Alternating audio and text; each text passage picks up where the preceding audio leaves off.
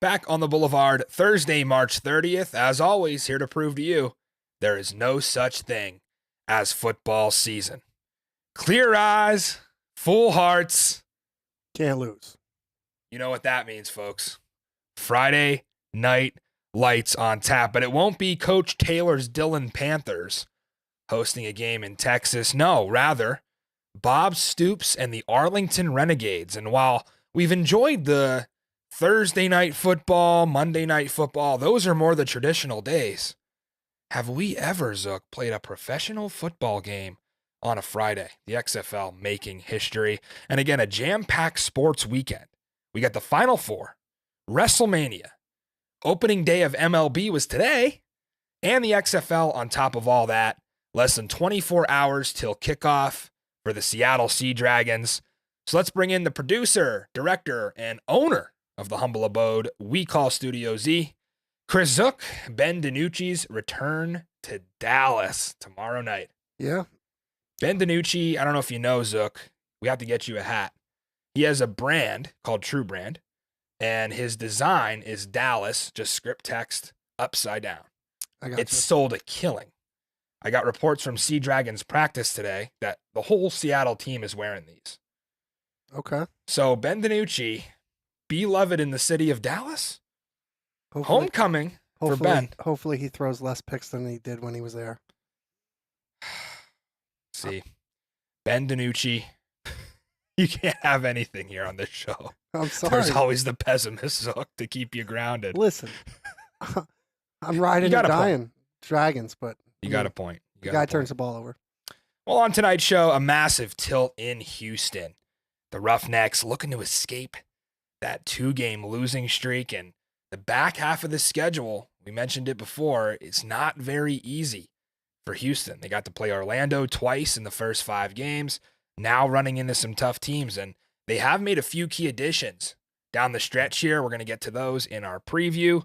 Also have Friday night football, like we mentioned, Seattle and Arlington, plus our 2 Saturday games as the XFL playoff race continues to heat up. We have Mike Ryan, XFL expert from the Dan Le Batard Show, joining us to talk everything XFL. We fielded all subscriber questions and ran a little bit of a XFL press conference as if Mike was the commissioner, which the XFL has a president, they have a chairwoman, don't really have a commissioner like that Oliver Luck role back in 2020. So my vote is for Mike Ryan, especially after seeing that interview. What else do we have? Some numbers that are disagreeing with our power poll from the odds makers this week. I was a little confused, but using the lessons that we've learned through these first 6 weeks, we're going to take advantage of those to put together another winning card on the Boulevard for you guys in week 7. Remember, DC, only team so far to cover every week. And I'm riding that train all the way to the title parade. You already know that. We're going to Constitution Avenue in DC. Quick scheduling note, by the way, before we get into the show, Zook. Wanted to cover this before we jump in. So I was talking to some of the folks down at Walters in DC. It looks like DC United, the soccer club that shares Audi Field with the Defenders, they're booked for Saturday night, April 29th for a 7:30 p.m. start. That's the same exact time as one of the 2 XFL semifinal slots. So with DC up 2 games in the North, not to look too far ahead, but likely hosting a playoff game, it basically locks them in to that Sunday 3 o'clock spot, unless they're going to move DC United, which I don't understand why they would do that when they could just put the Defenders on Sunday.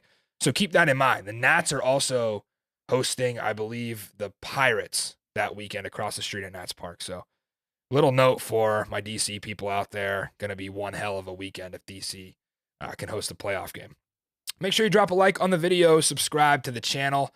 Our PS5 pick'em up and running. We've had 7 full weeks of entries, and we finally hit our 30 entry mark, Zook. So 30 of you have gone 4 for 4 at least once in the XFL season. Some of you have done it multiple times. I think the top entrant, we'll save his name, he's a friend of the show, has 3 entries already. So if you're a newcomer to this, and if you go 4 for 4 3 weeks in a row, you have a chance to tie that top entrant. So make sure you're getting your picks in. Those links are in the description. Again, if you go 4 for 4, you get 1 entry to win a PlayStation 5. We're going to give that away after the XFL championship game. Taking a look at our standings as we do every show. If you're on podcast, DC on top of the North, unbeaten. St. Louis and Seattle 4-2, tied in the North. St. Louis holding the tiebreaker with that head-to-head win. Las Vegas is 1-5. In the South Side, Houston, surprisingly, 1 game up on the Arlington Renegades. Shocking to say, but Arlington's sitting there at 3-3 off a loss at San Antonio, who's 2-4. And the Orlando Guardians seeking their first win. Won't get any easier this week as they run into DC. So let's get into Friday Night Lights. Like I said, Ben DiNucci back in the D. We talked about the True Brand hats. A lot of guys are rocking those in practice. And whether it's upside down or not, you can't spell Dallas without 2 L's. And Seattle could make this back-to-back losses for the Arlington Renegades, which would be really tough for them to recover from in the playoff race.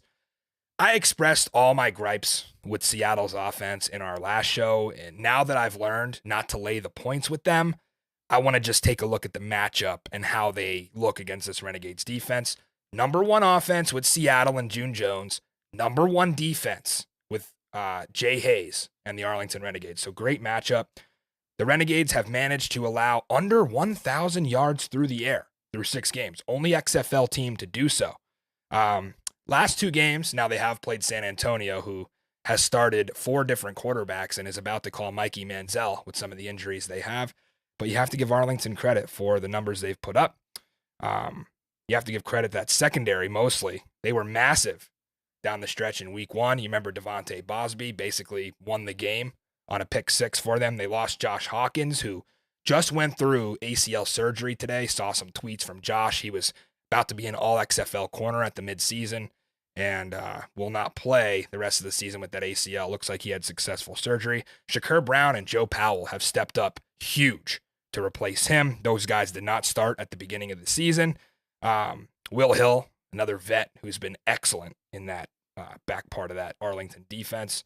Some injury notes here for the Seattle offense this week. Juice Ellison back in practice. I read some reports today that he was getting some goal line work, so that's good news. He has a banged up knee, missed the last few games. Seattle's run game has been completely ineffective since they've been missing him. Darius Bradwell just not able to get going. They are missing their left tackle, Liam Jimmons, again for the 2nd straight week. Mike Minette had an injury. Left guard looks like he will play. Seattle's run game went from being number 2 in the XFL to number 4. So they've fallen off a bit. Got to be better in the red zone. The reason I didn't want to lay the 5 here is because of that red zone inefficiency. Teams have started to figure out a little bit how to cover Jacor Pearson in the slot. He hasn't been able to get open as much. Josh Gordon and Jacor Pearson combined have only had 11 catches in the last 2 games. Seattle still toting that top pass offense, but they're 4th in scoring, which is a little strange for me to have the number 1 total offense, but only have the 4th most points. Ben DiNucci. So Arlington, Zook alluded to it in the beginning of the show, Arlington has picked off 7 balls this year. 6 different players have recorded an interception for Jay Hayes' defense. That's huge. Donald Payne, 2nd in the league in tackles. He's a force in that front 7. But I think DiNucci has really wanted to play a game in Dallas here for a long time. Obviously, he was with the Dallas Cowboys, got his shot with them, and he was a very popular quarterback online for his efforts. Arlington defense, really tough, though. 2nd in scoring. They're the top pass defense, and they got some dogs in that secondary. If you take care of the ball and you punch it in inside the red zone, I'm giving the edge to the Seattle offense here, as I have all year. Finding the edge on the other side of the ball is very simple. Arlington, just disastrous offensively. And the first major change they make is to get rid of quarterback Kyle Sloter. Final XFL 23 stats for Kyle. Let's run through them. 61 of 101, 499 yards, 1 touchdown, 4 picks. Pat Ruffino, friend of the show, pointing out to us on Twitter that Luis Perez, now with the Renegades, actually threw more touchdowns to Arlington than their own quarterback Kyle Sloter did. He also took 6 sacks. His QB rating was 59.8. That was 10 points lower than Jack Cohn. So it just did not work out for Sloter like it did in the USFL for him. So Luis Perez now a Renegade, but Bob Stoops, of course, saying he's not going to be ready this week. Drew Plitt and Kevin Anderson running the show here against Seattle. One thing to keep an eye on, I saw this, 6 defensive starters listed on the injury report for Seattle this week, and some big names. You got a Tuzar skipper on there, Bryce Thompson, Sharif Miller, Nico Lelos. We'll have to monitor that. Jim Haslett can't be happy about his guys getting banged up here, and most of them listed as questionable, so they could go. But if all those guys miraculously just don't play, could be tough. Arlington might have a chance here to put some numbers up offensively, but they've just been stuck in neutral all season. Seattle, even if they have to rely on some backups, I don't care.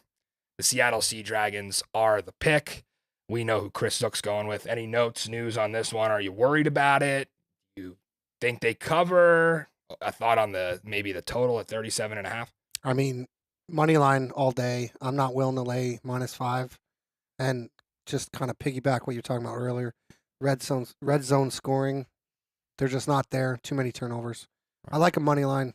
I'm not laying any points. Yeah, we've seen Arlington make other teams pay, especially when they get down to the red zone.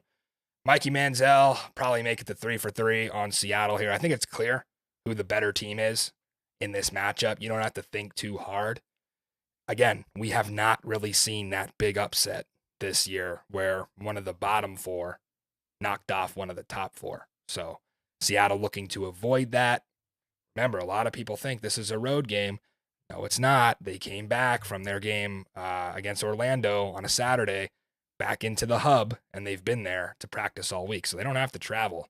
So not much of a home field advantage built into this for the Arlington Renegades. Moving on to Saturday, Hines Ward keeping those playoff hopes alive for the San Antonio Brahmas, even at 2-4. They delivered in a must-win spot against those Renegades last week, and now you head out to the desert. And listen, we've illustrated the imbalances between the XFL North and the XFL South divisions this year, and I think it's really what it comes down to. A lot of you probably saying, is that a typo in that graphic there? -3, Vegas? It's not.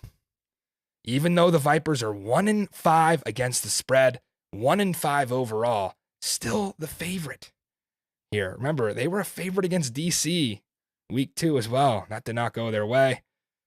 They mustered 6 points last week and just traded their starting quarterback. So clearly the odds makers have no respect for the XFL South. And I think it's kind of justified. That division has just not performed. So injury reports for the San Antonio offense. Jack Cohn back at practice in limited fashion. So if he plays, that gives him 3 options between Cohn, Jawan Pass, who started last week, and Kurt Bankert, who saw action, who just joined the team. I'm not sure really of what to make of that. I don't know if San Antonio has announced a starter. To my knowledge, they have not. Big opportunity for whoever does get this start because Vegas is the worst defense in the league.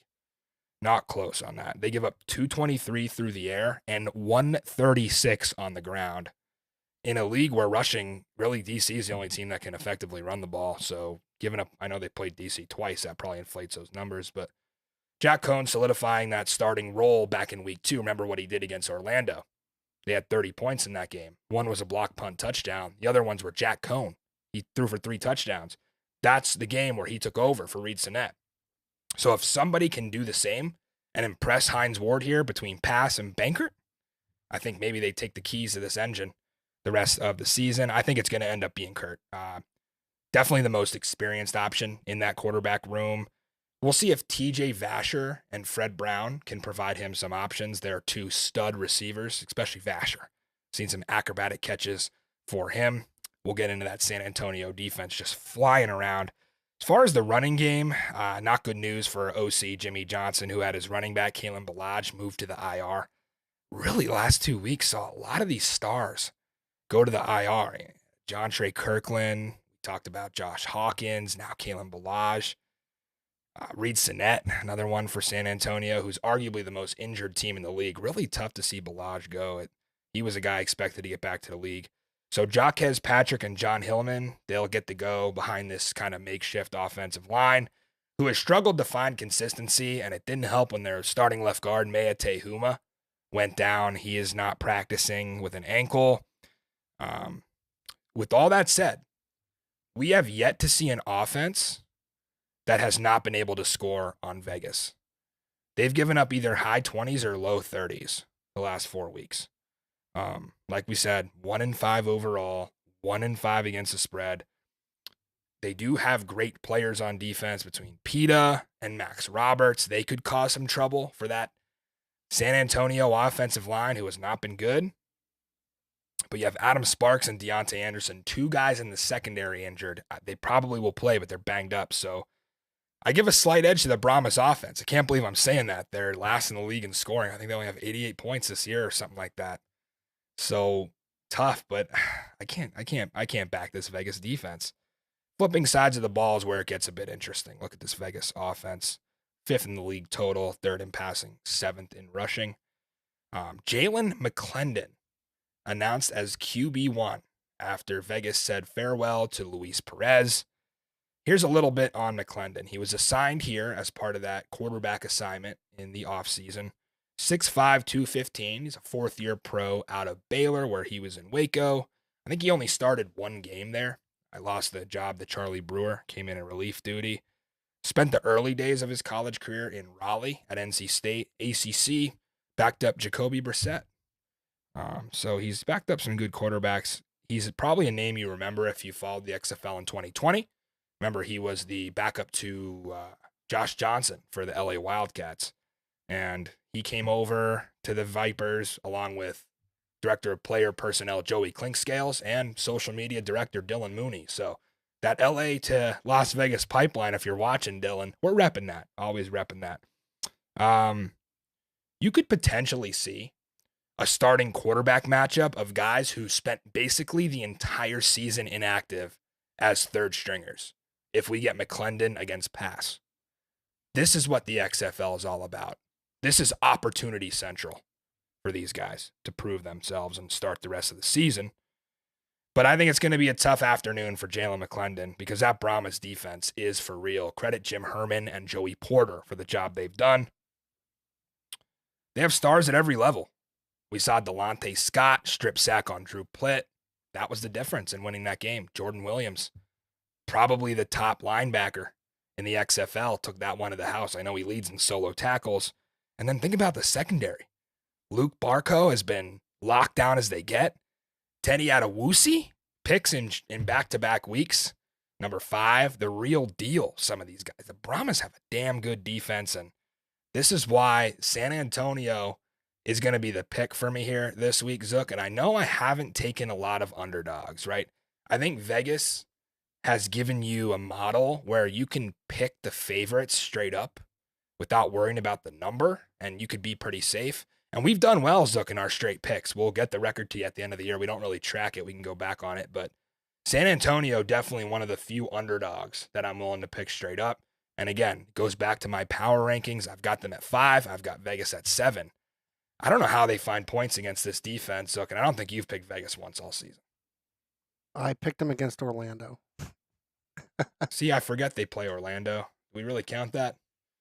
Well, you said I haven't picked That's them. true. I am an absolutist.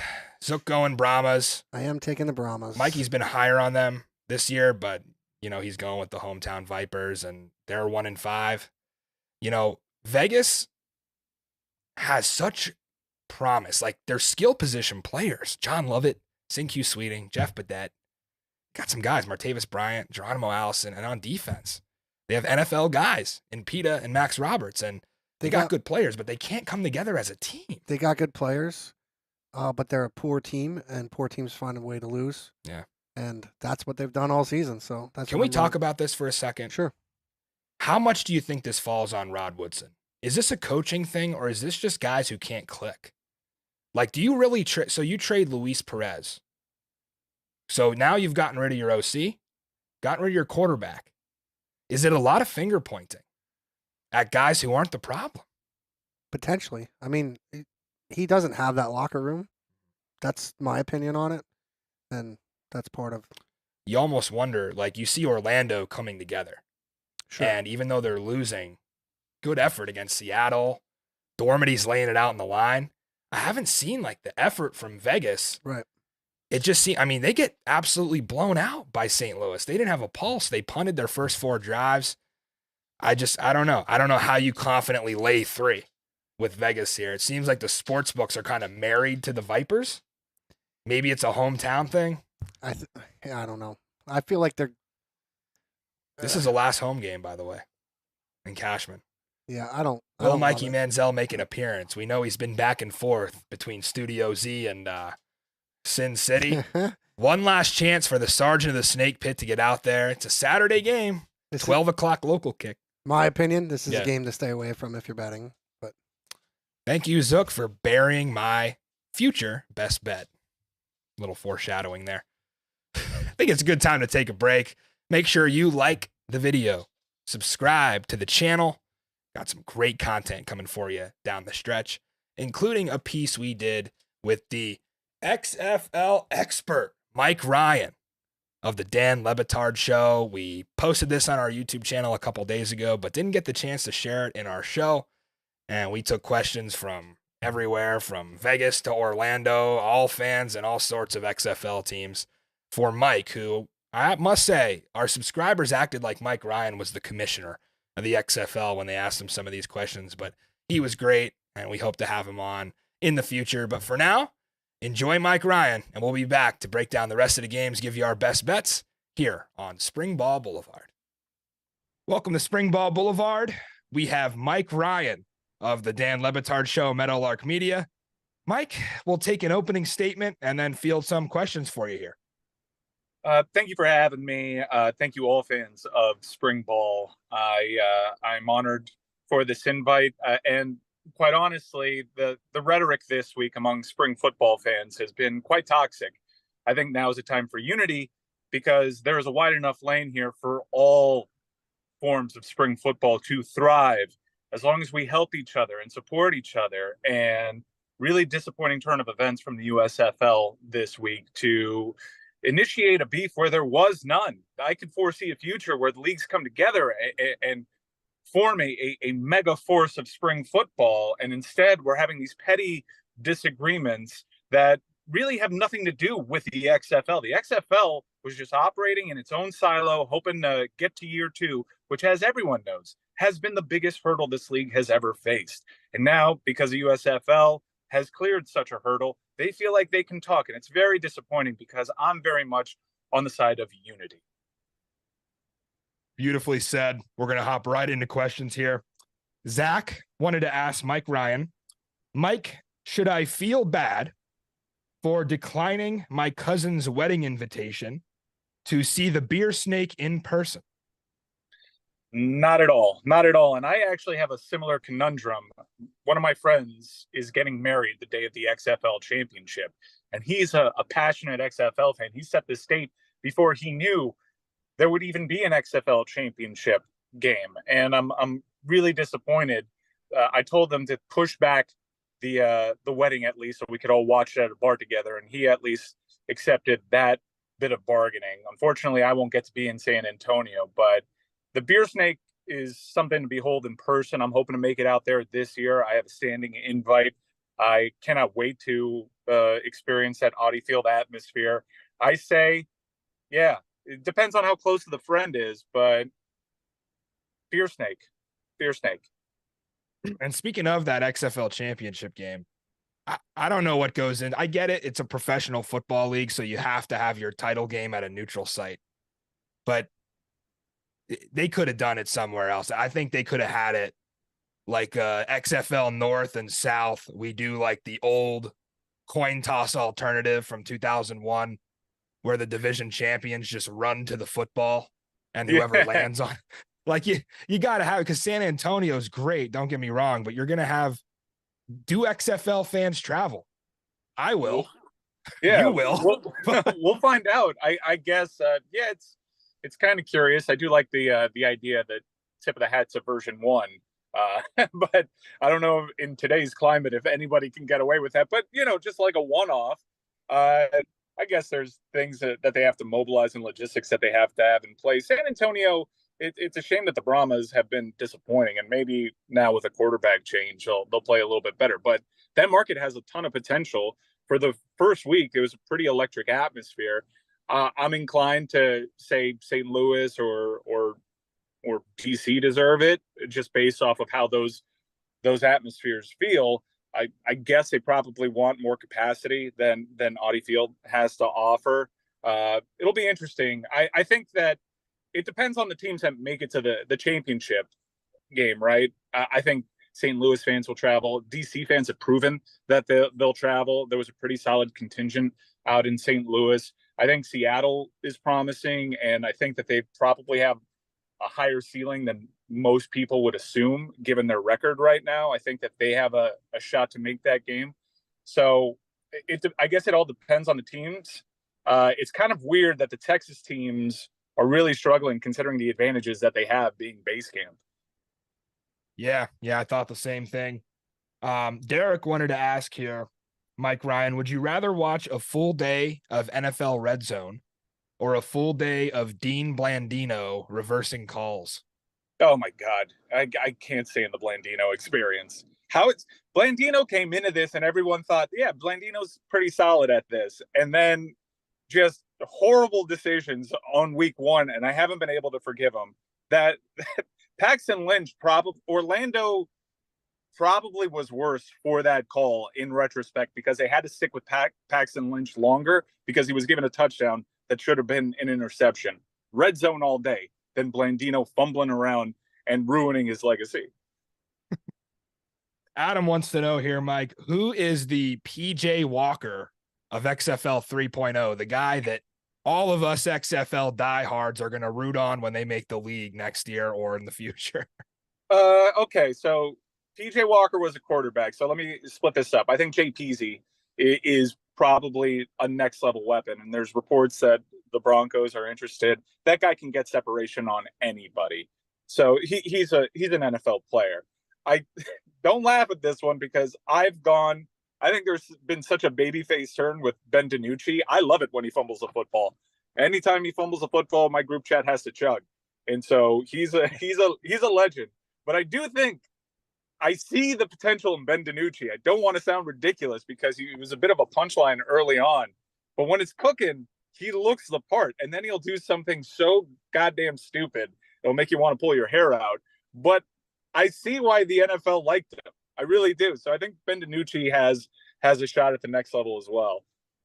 Yeah, and MVP is a quarterback award, and that's exactly what all the experts are saying. Ben DiNucci is the betting favorite for XFL MVP right now, regardless of him throwing 7 interceptions and 4 fumbles in 5 games. Ben DiNucci, the front runner. That's a Ben DiNucci experience. I get excited when he drops the ball for no reason. Hey, he's got wheels. Throws a pick up 9. I love the Ben DiNucci experience. He's way more mobile than people would think. And I think people point to his weapons. Pearson's obviously a good one. He's got a good sound running game. Josh Gordon is a hilarious watch because he creates separation just with his shoulders and his width. He's not at all the same player. Watching him run that one into the end zone, that like 70-yard bomb to win the game, was kind of painstaking. But DiNucci, I think Pearson and DiNucci are really interesting NFL prospects. Yeah, for sure. Chris wanted to know, what is more likely, the Guardians winning a game or Seattle going for a 1-point conversion? Guardians always three in Seattle. Yeah, I think Guardians winning the game, and it was frustrating because anybody that had watched the Orlando Guardians, and I don't blame anybody for tuning out on their games. They're the least watchable team. They finally found their quarterback, and unfortunately, it was a quarterback that they tried to kick off the team.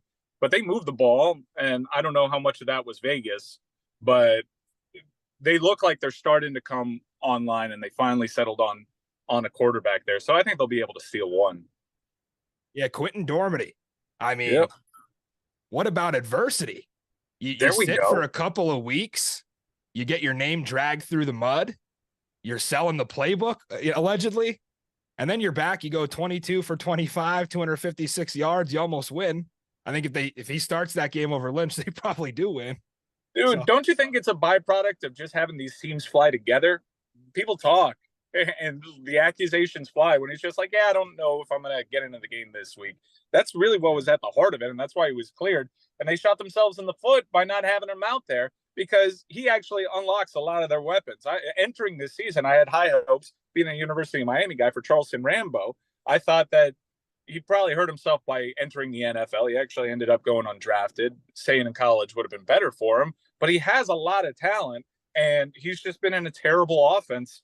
And Dormady seems to have some kind of rhythm with him. So I'm hoping, just for my fan homerism, to see more of Charleston Rambo out there. Yeah, it's funny that you bring Rambo up. We had a question from Ben. He said he'll give you 3 XFL players. You just named one. He wanted you to name their college. So you got Rambo. That was one of them. Trent Harris is the next one. Yeah. I'm like, come on, Ben. It's too easy. Yeah. Teamo went to Ole Miss. Derek King went to Miami. I already ran it up on. How about Joe Powell of the Arlington Renegades? Any clue there? No. Where did Joe Powell go? Globe Tech. Is that an online school? Your guess is as good as mine, Mike Ryan. Globe Tech repping in the XFL. Globe Tech. I have no idea. I love this league. Going on here. This is a good one from Steven. If you could catch a 4th and 15 conversion from any XFL quarterback, who would it be? Any XFL quarterback in history through all 3 versions? Well, I don't know if the other 2 iterations had the 4th and 15, so let's just stick to this one. All right. Derek King. Go Canes. Ooh, that'd be a good one, because nobody expects him to throw that on 4th and 15, so that'd be electric. Yeah. Joey says if the XFL could expand to one city, which I'm sure they will in the future, where will it be, or where should it be? So I know that the crowds weren't very good in the New York and LA market, but I think that they're making their lives difficult by not having teams in those markets from a ratings perspective. There's a whole bunch of reasons, and I actually do think that they're promising stories. And you can tell in year one, they're just trying a whole bunch of different things to see what works and what doesn't. Random Thursday games. This week we got a random Monday night game. FX, Network TV, ESPN2. There's no rhyme or reason to their television schedule. And for a viewer, that might be a little frustrating. But I kind of sat back and I said, oh, this is just data collection. They're just trying to find out what works. And I think one of the big missteps that they made was probably focusing on certain markets that they thought that they could get better attendance in, as opposed to opening up TV markets. To not have a team in the LA or New York market is difficult. You saw, granted, the USFL had a lot of things working for them, network TV being first and foremost. And they had teams associated with markets that didn't even play in those markets, right? They all played in the hub city. But you're more inclined to check out the XFL if you're a New Yorker or from Los Angeles, if there is a local tie. So I hope for season 2, provided we get there, which I'm hopeful we will, that they're going to put a team at least in LA, because that had a better attendance than the antiseptic atmosphere of MetLife Stadium. Yeah, and I get the Vegas thing. You want the partnerships that opens. You want the sports betting, right? But obviously, it was a last-minute decision to go with Cashman Field. And they have, I mean, you've watched, they've made improvements over the week. The opening game was terrible. They've made some improvements over the weeks. People from there making good points. You know, it's the desert. We're not going to have quality grass. Like, it's tough. Obviously, that was a last-minute decision. As far as the XFL's future in Vegas, is that something sustainable? And is it Cashman Field? Is it somewhere else? Like, where do they go if they stay in Vegas? I don't really know what the options were, and I was curious to know where they were going to play. And they held that location till the very last minute, as you said. It is the only atmosphere, and Orlando's doing this, but I can largely blame the play on the field for Orlando. It's the only thing that comes off small time. It reflects on the television product, and that's not at all what you want to connote when you're trying to have a largely made for television product. So I don't really know what the future holds for the Vipers franchise. I'm going to make a really bad pun, but that Vipers franchise seems a little snake bit. Rolling right in here, Jackson says, will we ever see an XFL game go to overtime? That's an interesting question, right? Because these overtime rules are really cool. You have one team on one end, one offense defense on the other. So you don't have to walk across the field. So Yeah. it's kind of shootout style. I think it's 2-point conversions until one team gets to 3, I believe. Yeah. Do you like those overtime rules? And when will we finally see an overtime game? We haven't never seen one. Yeah, I would love to see one. I think Monday night probably has a shot at it. But it's the 1 through 3 point after touchdown options that the teams have that make it far more difficult to actually get to overtime. But it's an inevitability that we'll see these. Certainly, especially if the league expands. What do you make of having every game go on? I was curious that they didn't try to pull simultaneous games. Just if this is all about data collection, having simultaneous games, it might be too difficult to have a red zone thing produced out of nowhere. But I think that experience might be cool. Have multiple games on like FX and ESPN2, and on the network feed have an XFL red zone type of product, and seeing how that rates. I hope that the league probably considers that. If not for year 1, maybe year 2. They probably need more teams to do this. Yeah, I think when you talk about the USFL, obviously being able to kind of do whatever they want because they don't have to worry about their attendance. I think the XFL, when they lease these venues to, like, clearly what happened in Seattle with them having to play 2 Thursday games, I think it's big on data collection, but I'm not so sure Lumen Field may have like had dates open. It could be the same at the Dome in St. Louis, where St. Louis didn't play there for the first 3 weeks simply because maybe the Dome was booked. Like, this is a lease. Like, this isn't the home of the Battlehawks necessarily. Like, these venues are leased out. And I'm sure they have to work around like a bunch of different things that weren't expected. So I'm wondering if they have complete control to come in and say, hey, we're the top priority here in these venues. So, our TV schedule dictates when we're going to play. Kind of feels to me like the venues are dictating when they're going to play. That's an excellent point. And you get the press releases, I'm sure. Like, it's incredibly fluid, the XFL television schedule. It's basically flex scheduling the rest of the way. And there might be several factors. It could be data collection like we outlined, but I think the lease agreements is probably closer to the truth. Yeah, actually, that leads into a question from Phil. Phil said, Mike Ryan, your Hurricanes, a potential to ruin a big sports weekend in Houston for me next weekend. I read that and I was like, what is he talking about? Well, Phil says he plans on seeing the Houston Cougars win in the Final Four in Houston on Saturday night. Then he's going to go see the Roughnecks beat the Battlehawks on Sunday. And back on Monday to see the Houston Cougars win a national title. So none of that will happen for Phil if the Canes pull this off. But he's thinking ahead. I mean, that's another one where I looked at the XFL schedule. They actually double booked with the Final Four, and I'm like, this is crazy. The Final Four is in Houston. What are they doing? So they moved the game to Sunday. They must have just realized this. They moved the game to Sunday, and now you got fans like Phil who's like, I'm going to see the Roughnecks and the Cougars in the same weekend. Why not, right? Well, I guess that's one of the pros to a very fluid scheduling approach. I hope my Canes ruin things for, what was it, Phil? Phil. I hope that they ruin things beginning tonight in Kansas City on the men's side, and De'Aaron King can at one point break your heart, your Roughnecks little heart. I'm a huge fan of Weapon X, and I see you're repping the Defenders over there. I think the Defenders by far have the best quarterback situation in the league. They put to bed the cliche that if you have 2 quarterbacks, you have none, because they use De'Aaron King so well. I was actually really high on Eric Dungy coming out of college, and I would love special to see teams tackles out there. How about that, dude? There was talk week 1 that there'd be packages that would see Te'amu, Dungy, and De'Aaron King all out there, and I'm really hoping to see more of that. If I'm a team like Orlando or any of the other teams out there that are having quarterback problems, I'd kick the tires on Eric Dungy. I think he's a real talent. Well, here's the problem with that. That leads into our next question. Josh says XFL players get a $1,000 bonus for every game they win. I thought about that. Guys like a TJ Stormont, really getting into the weeds here. He was an offensive lineman for DC. Goes 5-0, so he gets the $5,000 in his paycheck. Then traded to Orlando. That's You got to feel for old TJ.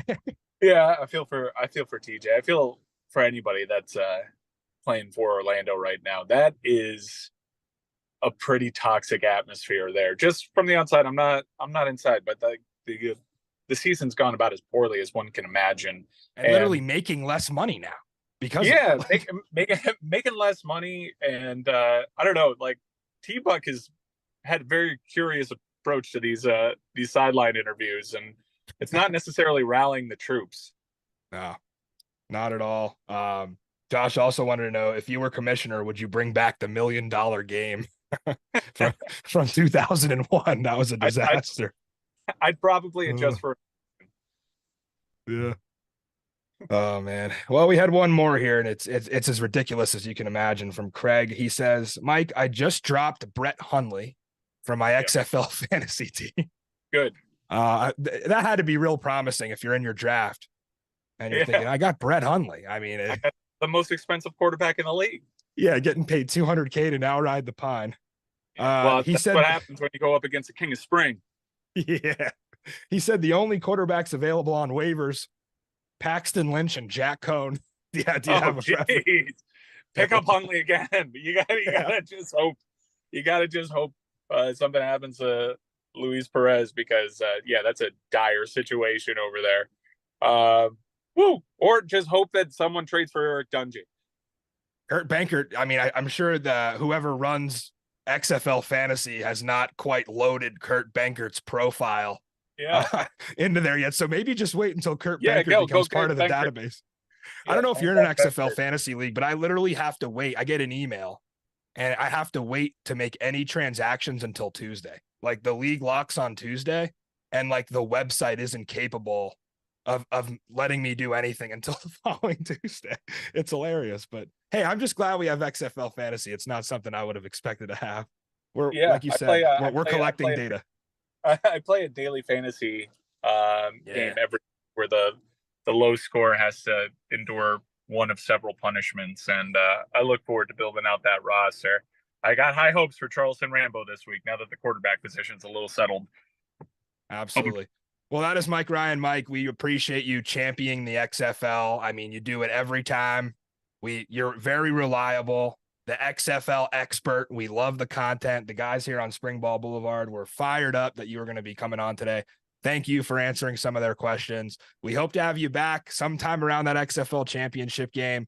I hope it's my DC Defenders in San Antonio. I already got my hotel and flight booked.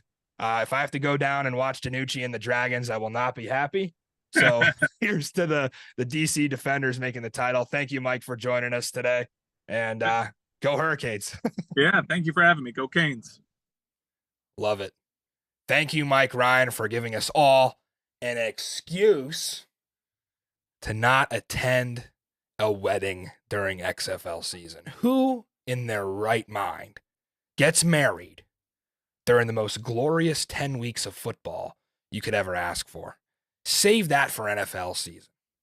Come on the championship game yet? If you were going to get married any day during the XFL season, it might be during this game. Our first double-digit spread of the entire year. Will this live up to it? Are we going to see a complete smashing by the DC Defenders, or is 10 points just too much? Let's tell you. Defenders get a short turnaround. They're off the Monday night win, now heading to Orlando. Got to avoid the biggest upset in XFL history. How do you do that? Well, use the same balance you've used all season long. I know Reggie Barlow starts those meetings with Humble and Kind by Tim McGraw. Well, Humble and Kind, great mindset in a team meeting, maybe not so much on the football field. Got to get nasty. Pound the rock. You want to pace it with that short pass. You got to blitz the hell out of Quentin Dormady. That's the winning formula. Looking at the DC offense, Monday night, it was the Lucky Jackson show, the former Western Kentucky Hilltopper out there, breaking the XFL 2023 single game receiving record previously held by Cody Latimer. He had 124 in week 5. Lucky Jackson goes over that, 136. Now the high bar, and he did it on 5 catches. Jackson, surprisingly, now third in the entire league in receiving yards. And why does that surprise me? Well, because DC not known for their passing attack. In fact, they're 6th in the league in pass yards. So Lucky Jackson balling out here, and it's pretty impressive. Abram Smith, what he was able to do, fell just short of 100 yards, really got going in the second half. Took his 100th carry of the season, now has 527 yards and 5 scores. That easily leads the league. Really good to have Rykel Armstead back. Thought he played well, even in short order. 8 touches for him, kind of rehabbing off that injury Monday night. He seems to be getting healthier. In fact, that's been the narrative for the entire DC offense. Think about the guys that were hurt. Between Armstead, Jazz Ferguson was on IR in training camp. Starting tight end Ethan Wolf was hurt. He's back now. And then up front, Mike Maietti, starting center. Ty Clary, one of the rotational guys, both back. So DC banged up at the beginning of the season, getting healthy right down the right time for this playoff run. Have to keep your fingers crossed that an injury bug doesn't bite, as it has in places like Houston, San Antonio, and maybe even Seattle. DeMarcus Hayes. Got to give Big 78 a shout out. He solidified himself as a great offensive tackle in this league. And this is a guy who did not start. Remember, Cody Conway was in that spot. He went down week 2. Kyle Murphy has rotated between both tackle positions, but DeMarcus Hayes, one of 2 Georgia Bulldogs standouts on this team. He's got his guy on the other side of the ball. Quarterback nightmare, Davin Bellamy. Fred Keiss got to be your front runner for offensive coordinator of the year for what he's been able to do. And I love the soundbite Coach K gave to ESPN. Apparently, in the production meeting, ESPN asked Fred Keiss and Reggie Barlow if they were ready to go up against a legend in Wade Phillips. And Fred Keiss, witty as ever, responds, "Sure, but when we beat a legend, what does that make our head coach?" Love it. This is a winning mentality. And all his years that Coach Keiss has been an offensive coordinator, he coached some of the most prominent offenses in the SWAC and the HBCU ranks. Nothing left to prove for this guy, and he's still out there living the best years of his life, living the dream, and he's leading that DC offense to something special. Orlando, losing sucks, and I'm sure they're feeling demoralized, but they've had some of their best outings of the season. I thought the Seattle game, they put together something impressive. I thought if you're talking about improving, not just looking at wins and losses, but how you looked on the field, Orlando's getting there. But it's just a tough spot because this is the last offense that you want to run up against if you're Orlando right now trying to get a win. Again, first in sacks allowed. That's not a good sign going against DC with Davin Bellamy and Reggie Northrup and those guys who have been just wrecking havoc in the front seven. Looking at the Orlando offense, I think they did play their best game of the season, as I mentioned, against Seattle. They had a 10-9 lead at halftime against what I think is a much better roster from a talent standpoint. Home again in Camping World Stadium on Saturday. Again, 90-degree temperatures to deal with. Devin Darrington, a very bright spot last week. What a run he had. Straight through the teeth of that Seattle defense, bouncing off guys. It wasn't any kind of play that was drawn up to get him in space. It was just simply run up the middle, and Darrington housed it. And I'm sure he won you guys some money if you played him in DFS. He was a super low salary. And I know in the DFS that I do, the guy who won the jackpot had Darrington on the roster. He had, 7 touches, 82 yards, and 2 scores last week. If the Guardians get behind, the trouble is they have to throw it. And Quentin Dormady did that 44 times against Seattle. I expect in this one, you're going to go down a couple scores. You probably have to do the same thing. 8 different guys caught passes for Orlando against Seattle. Dan Williams stood out to me a little bit. Remember, he was a former Tampa Bay Viper back in 2020. He signed with the Brahmas a few weeks ago, gets let go there, now picked up. He's with XFL Florida again.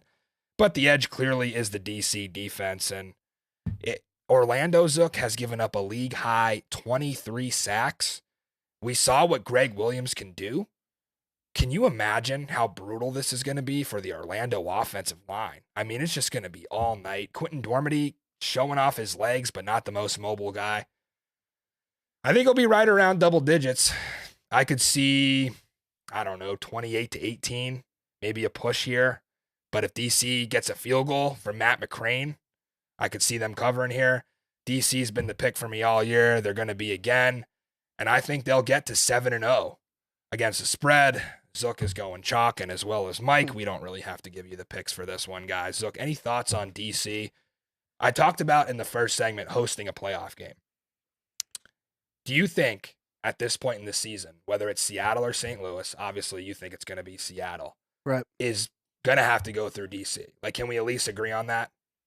I believe that. Yeah. 2 games up with the tiebreaker, only Sure. 4 games left. I mean, it would have to be a complete disaster for DC. And it doesn't look like they're a team that is going to face some random adversity. I mean, anything could happen, Well, you're not but gaining anything this week because they're playing Orlando. right. So there's another week gone. It's a nice little scrimmage, though, you know. of trying to Get some guys in there who might have to play down the stretch. sure. Get I mean- De'Aaron King some reps, please. Come on. We need De'Aaron King to play.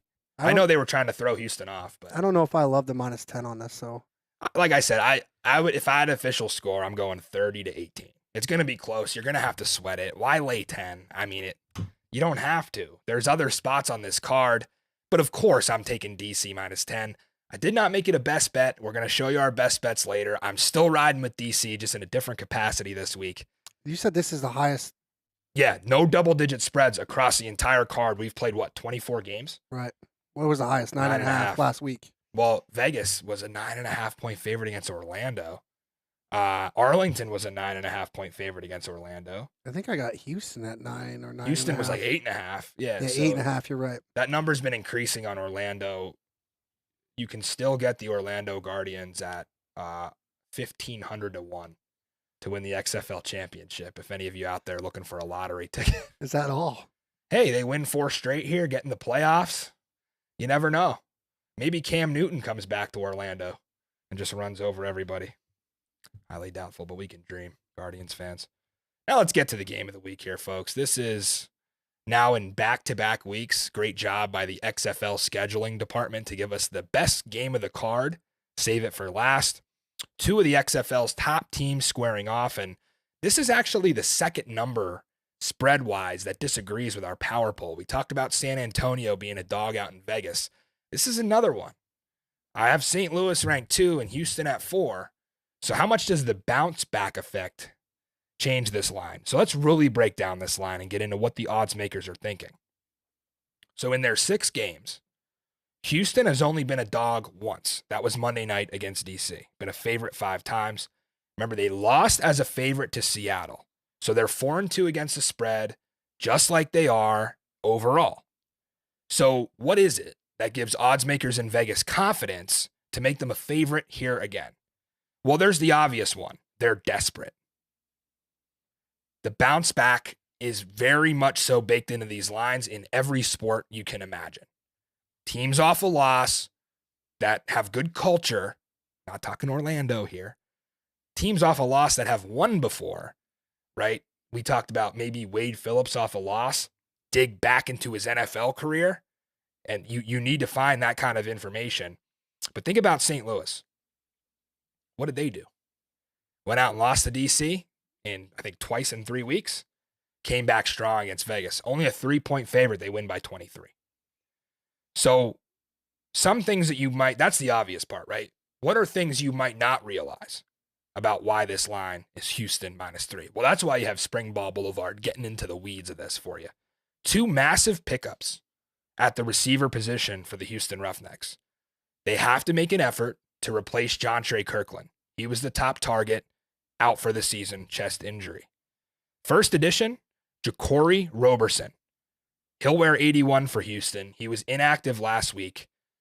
And the Roughnecks haven't really given us consistent injury reports, so you're probably going to wait until about an hour and a half before kickoff on Sunday to see if Jacory's playing. I think he should be ready at this point.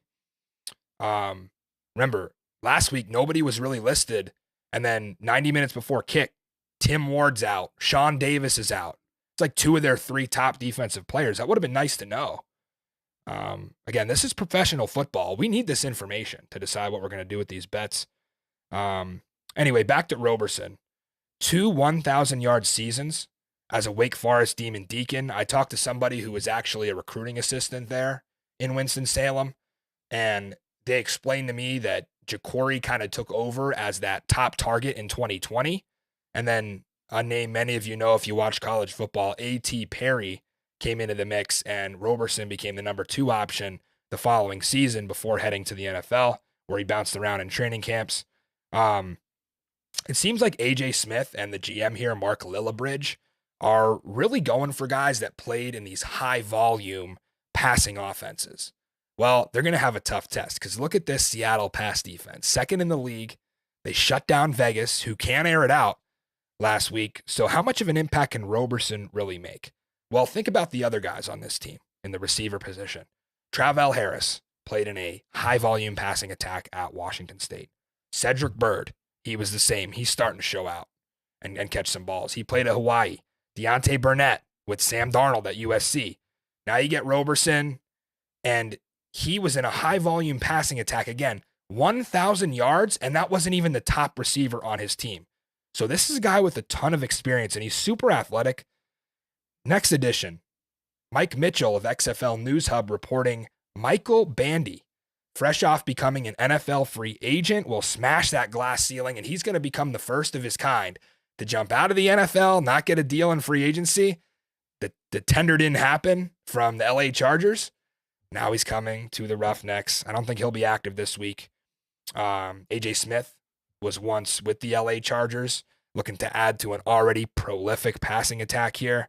10 catches for 89 yards in LA as I think the 4th or 5th option for them. He through some injuries, and Keenan Allen was banged up and some other guys.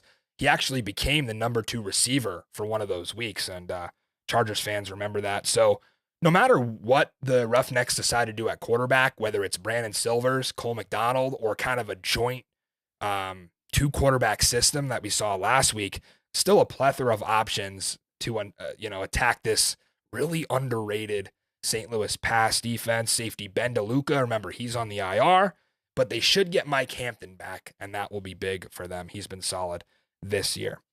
Flipping sides of the ball, Battlehawks O, Roughnecks D. I give Houston a slight edge offensively, but this is where I'm not so sure. This is a collision course right here. Battlehawks offense has been really good here. Houston just gave up 30 offensive points to DC.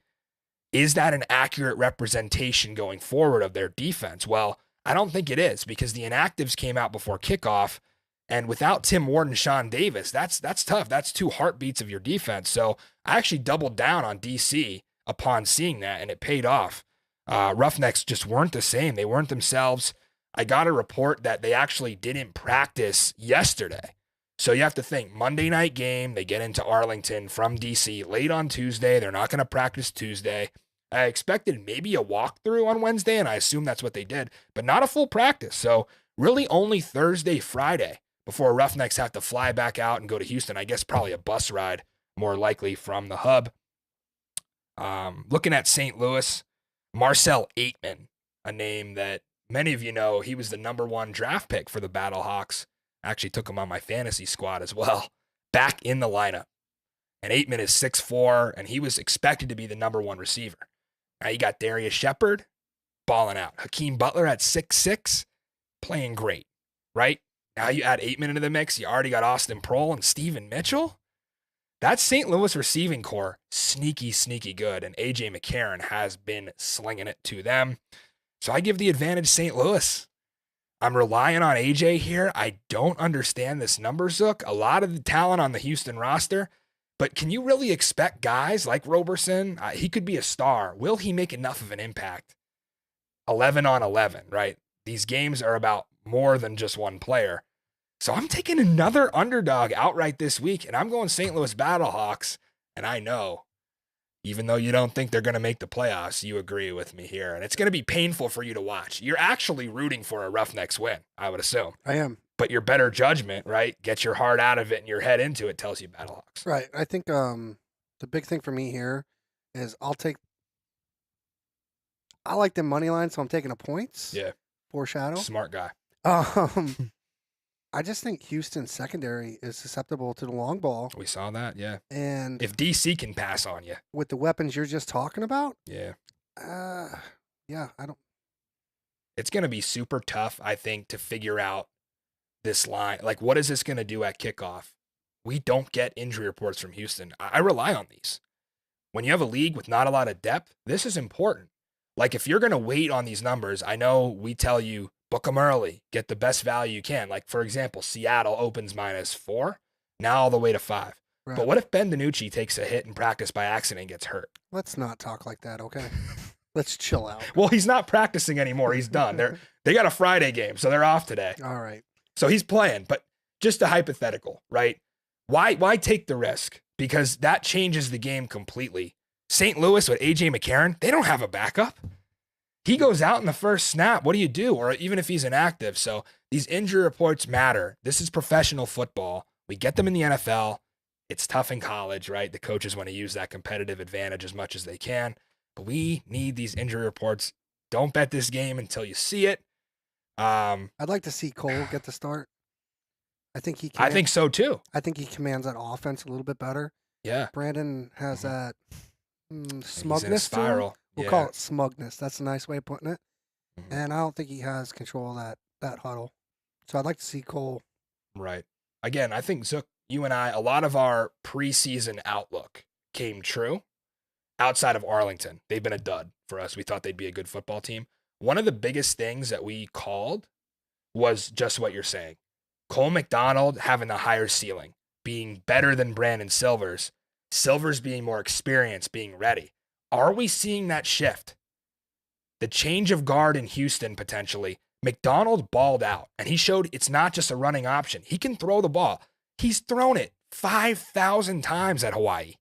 We know he's a passing threat. Do not box Cole McDonald into a running quarterback. He's a dual threat option, and when you blitz Brandon Silvers, what happens? You're either going to turn it over, fumble it, or get a pick because he is not a mobile quarterback. McDonald can run around, and we've seen DiNucci do it. We've seen McCarron sneaky athletic, right? But Cole McDonald, watch out. Maybe that's why the odds makers go on -3. Do they know something we don't? Is Cole McDonald about to have a breakout game in the XFL? AJ Smith, I'm sure would love to see it. We are Battlehawks across the board, which scares me. Again, don't think home field advantage is much of an issue here. Weather looks good in H-Town. Roughneck fans, will you come out? You got the Final Four Saturday night, this on Sunday, Natty on Monday. Hope you come out and support the Roughnecks. And speaking of the Roughnecks and TD-ECU Stadium, Boulevard Bowl Tour taking one final week off before we head back on the road week 8. We were thinking about heading to H-Town this week, but remember, this game was actually moved from Saturday to Sunday, I assume, because they didn't realize the Final Four would conflict with that. Can't do a Sunday game. Too quick of a turnaround for us. We got a Monday show, so itching to get back out there, and we are coming back week 8. Bang. Hint, hint. I can't give it away. Or else there'd be no point of the production we do. So let's not give it away, and let's just say week 8, we're coming back on the Boulevard Bowl Tour with a banger. Time for our favorite part of the show, our week 7 winners. 8-4 against the spread for me, 4-2 for Zook. That is the same percentage. That makes us 12 for 18 as a show, I believe. Correct? Yeah, 12 for 18 as a show. Not so shabby, but could be better, right? So this is what I'm going to do this week. Little unconventional way of thinking. I told you I will not lay the points with the Seattle Sea Dragons anymore. 3 of 5 times they've been a favorite. They have not covered for me. Very good underdog. Ben DiNucci, homecoming game, motivational spot. Arlington team reeling. Just lost to San Antonio. You got Drew Plitt starting at quarterback. You just got rid of Kyle Sloter. You're not going to have Luis Perez active. The offense has been miserable. I know Seattle has some injuries on defense. I trust their depth. I trust Ron Zook. I think this defense will be good. And Ben DiNucci may be in line for his best game. And I said that last week, right? But when you're in the XFL, what motivates you? AJ McCarron, it's his kids. Plays better when his kids are there, right? Ben DiNucci, is he going to have the moment that solidifies him as an MVP, Zook? Am I making the right play here by going money line? Yeah, money line's great. Right. That's what we're doing. We're going 2-leg teaser. I don't know if you what can see it on the screen. solidifies him as MVP. He has listen, I know you're a Dragons fan. If you look at the betting odds, he's on there. And this is a quarterback award, right? We know a QB's getting it. it's a statistical thing.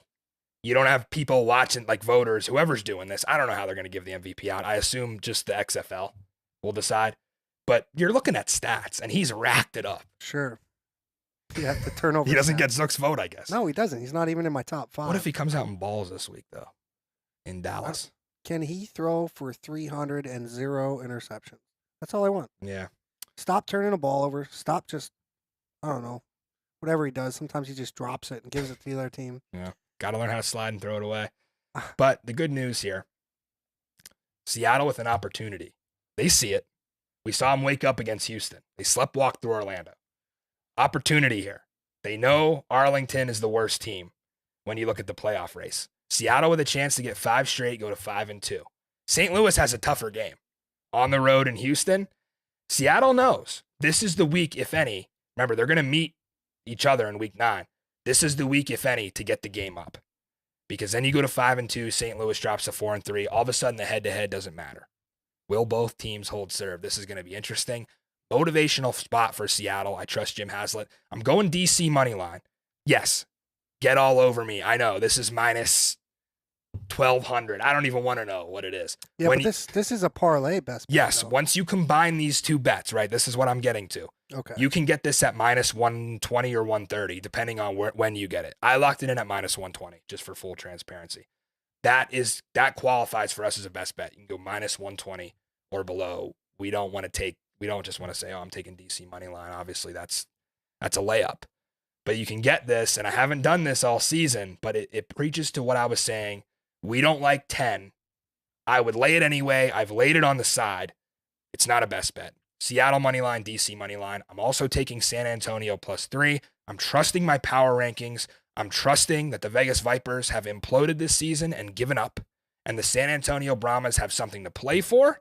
I'm going Brahmas. They're getting me a steal there with +3. Zook, we talked about it. It's going to be painful for you to root for this, but it's a smart play.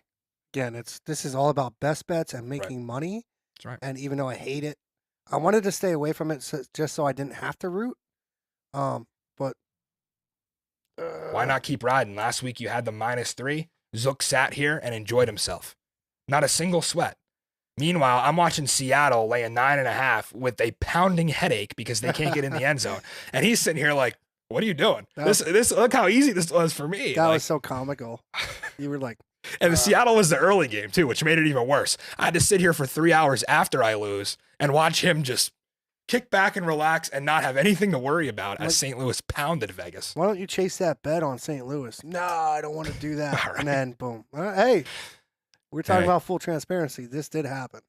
I'm 4 games above 500. You're 2. So anyways, like I already said, I like a money line. I'm going to take the points. Yeah. It's called the best bet for a reason. Go ahead and tail that, cash in on it. This number is inexplicable. If you want better odds. What is 3 here? I mean, this should be a pick'em, right? If you want better odds, take the money line like Mikey.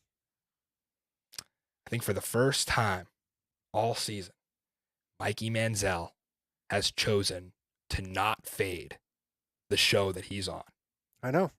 Is he learning? It took him 24 games to learn. 0-6 fading us. I don't know. Him making this pick makes Scares me you. think, did I do something wrong? This is reverse psychology by Mike. He's the- in your head now. He's in your head now. You hear that, Mike? He's got reverse psychology. Maybe if I tail Zook, I'll bring the curse with me. I mean, he should. I'm 4-2. We'll see. I don't get superstitious, but when you lose as bad as Mikey does, I would stay away from whatever he bets.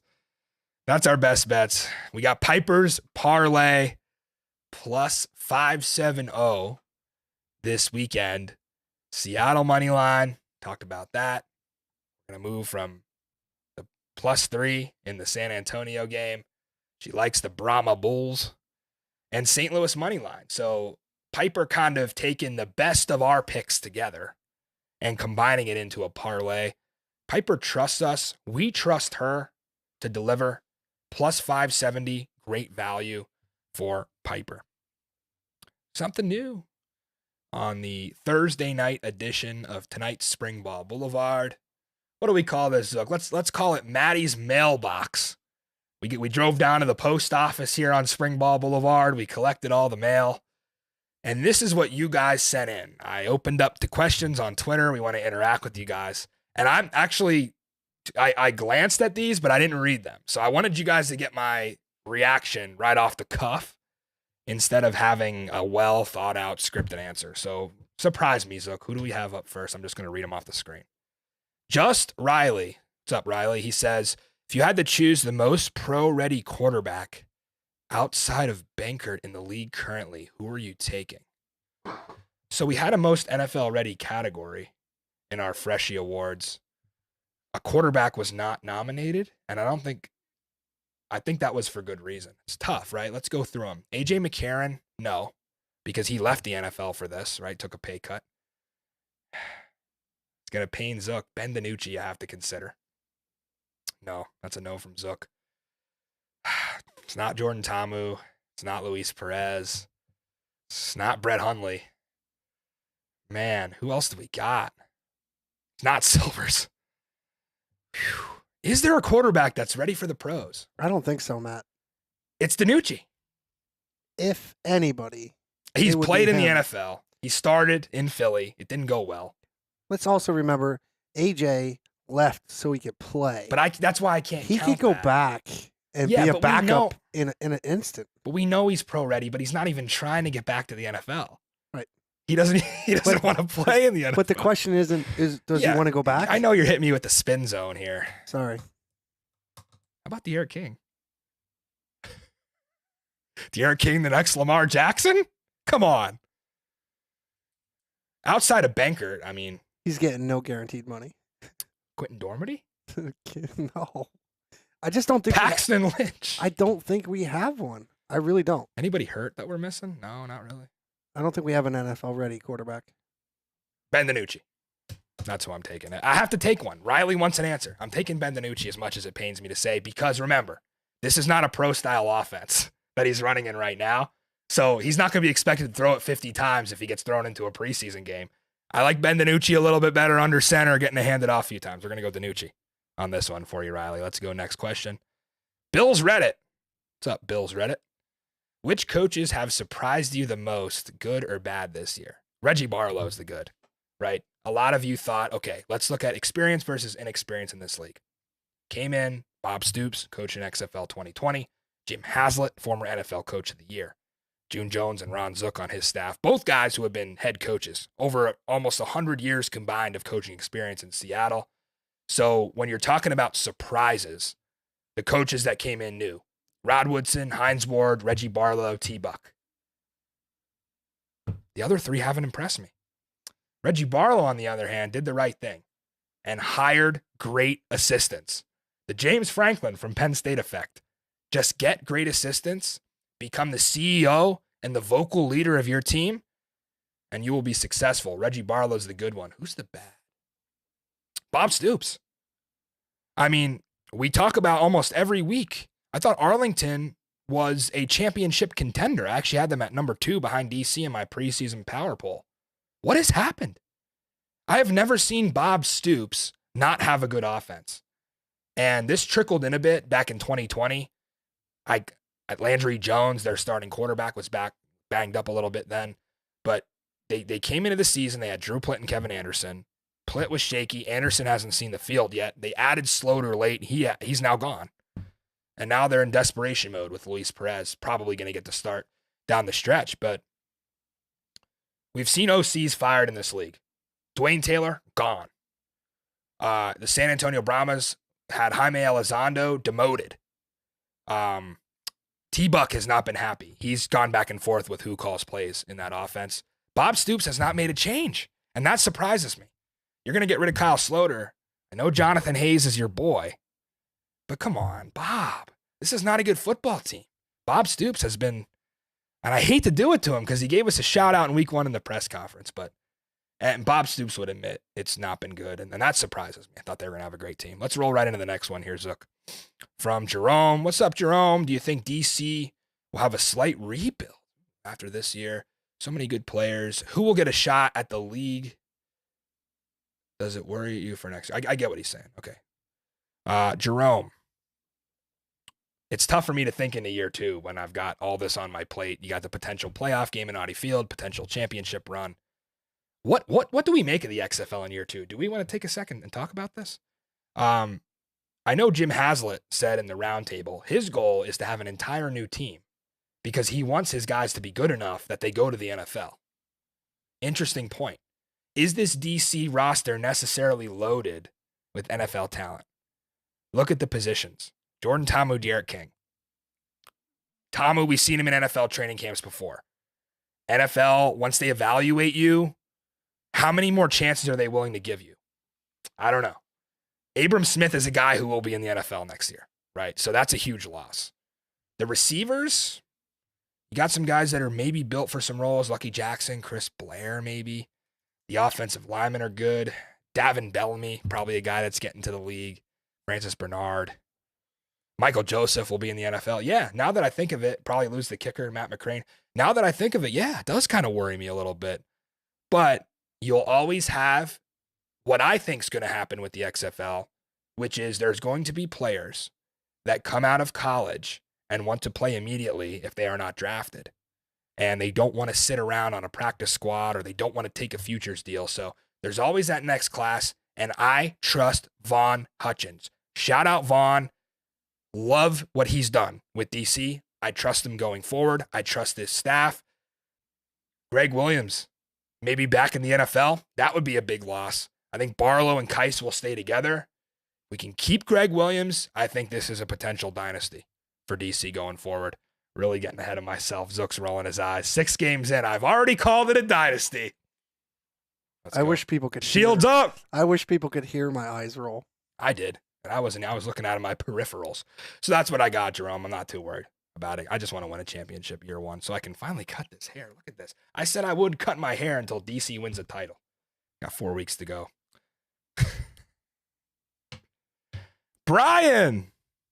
Whiskey Dong. All right. We got a little frick, marry, kill here. So this is how I approach this one. This is the one that I did look at because it was a complete curveball. So thank you, Whiskey Dong, for sending this one in. Frick, marry, kill, AJ McCarron, Ben DiNucci, Luis Perez. Here's the approach I took on this one. I had no idea how to answer it. So we phoned a friend, Caroline, who knows more about football than both of us do sitting here. Don't know who her XFL team is, but I just know she knows these quarterbacks. So I reached out. Caroline, who do you got for this one? She also tweeted.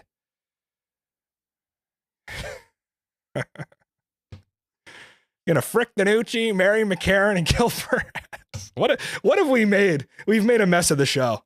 Actually, though, if you were gonna answer this question, I think that's the best. And here I say I had no idea how to answer it. And I'm gonna agree with Caroline. AJ McCarron, hot wife, gotta marry him. I'm not gonna analyze this. We're just gonna let it on the screen. That is what we'll go with.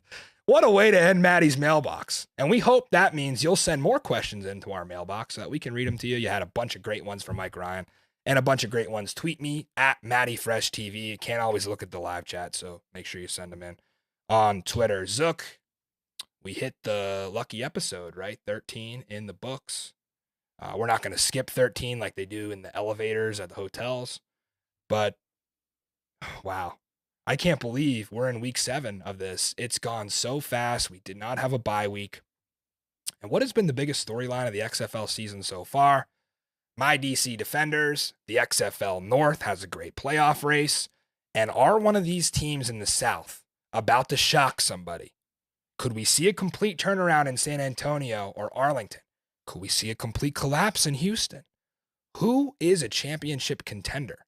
Is anybody going to be let go as a head coach? T-Buck, Rod Woodson, year 1.